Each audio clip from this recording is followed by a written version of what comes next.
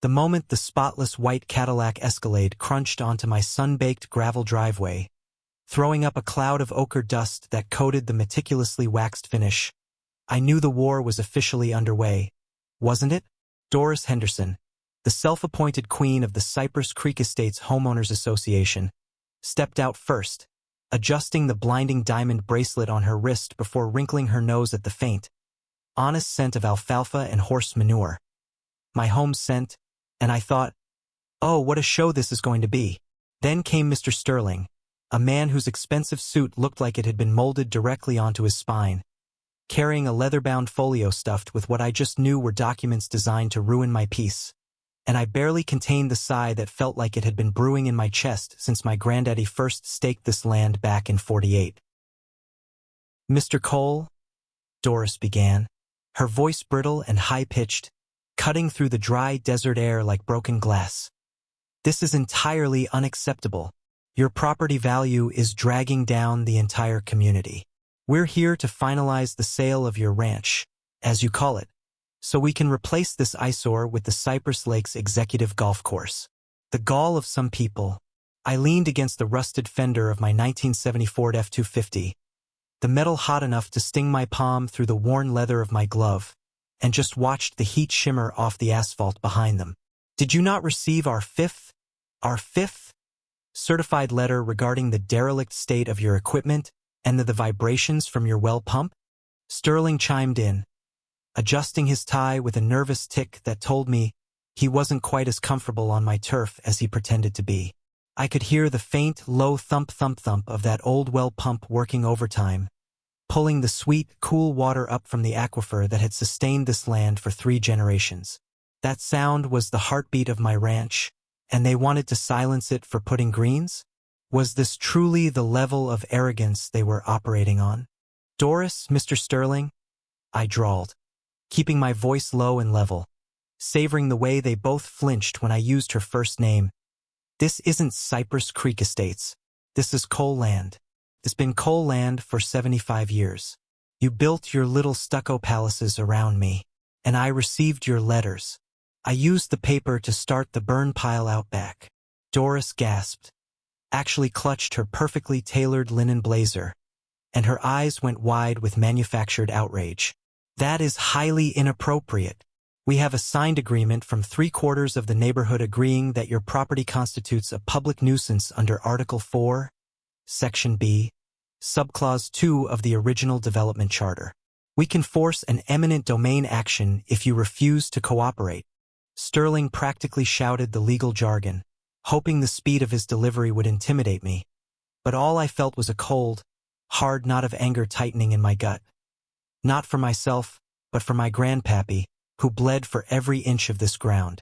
I glanced past them at the horizon, where the sun was beginning its slow, brutal descent, casting long, stark shadows of the ancient oak trees across my land, and took a deep, shuddering breath.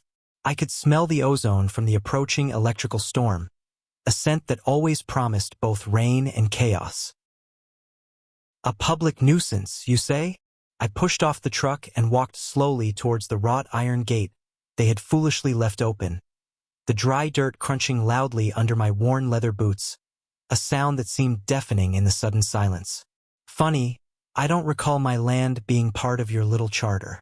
Seems like a massive oversight on your part, Doris.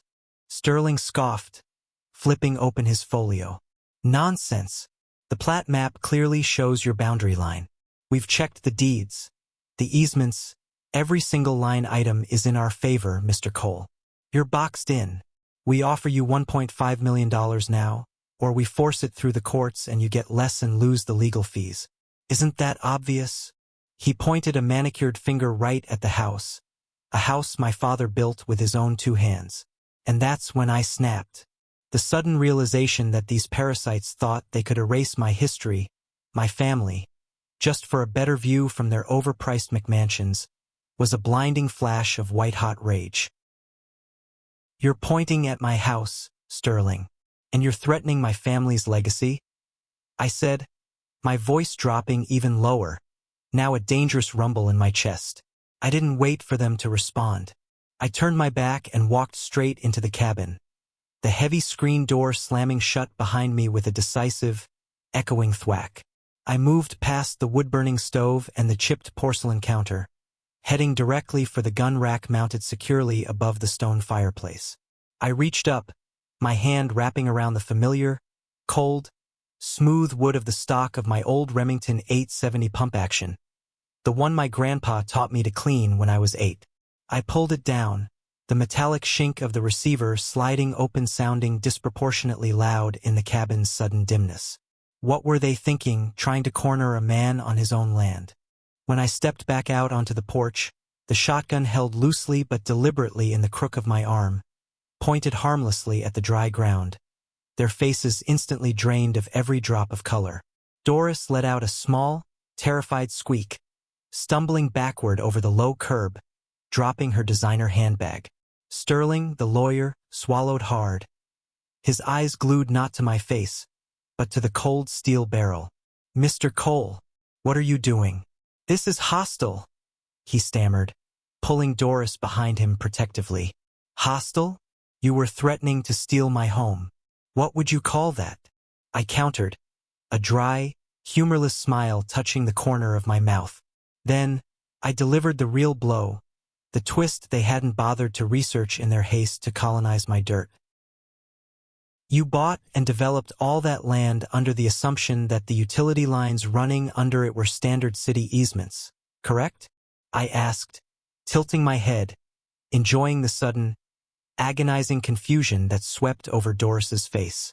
"You worried about my fences, my well, my tractor noise, but you never checked the original 1950 mineral and resource deed for this parcel.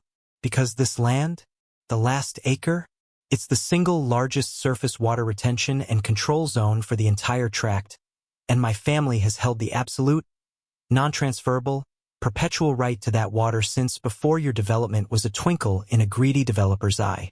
Every single drop of non-reclaimed, non-rainwater that supplies the Cypress Creek Estates HOA, your showers, your pools, your expensive manicured lawns, is pumped and distributed by me from my well, across my land, through an easement that expires in 90 days with no renewal clause. That golf course, Doris, can't be built. Your pools, they're going to be dry. And those executive homes, they have no guaranteed water supply starting on January 1st. I watched the realization dawn on them. Not just shock, but complete, agonizing devastation. Sterling went slack-jawed. Doris's eyes welled up, not with remorse, but with the bitter, sharp sting of a truly colossal multi-million-dollar mistake. She tried to speak, but only a choked, ragged sound escaped, and then the tears started, streaming ruinously down her cheek and smearing her foundation. They didn't even pick up the scattered contents of her purse.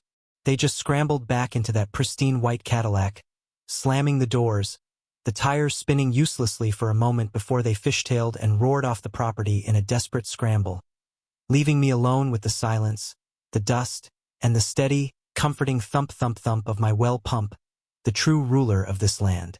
Justice, like good water, always finds a way.